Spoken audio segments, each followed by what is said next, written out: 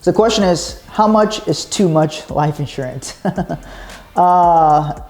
As much as the insurance company will issue me is how much I want to get. So I don't know if there's too much life insurance. If it's affordable, if you can pay for it, and the insurance company from a financial point of view says, hey, yeah, we can issue that much life insurance.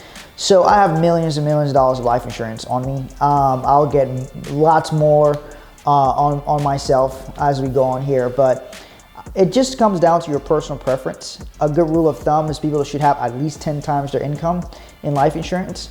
But look, we've got clients who come to us and they say, hey, look, I'm looking for a total of $100 million of life insurance for my spouse and I.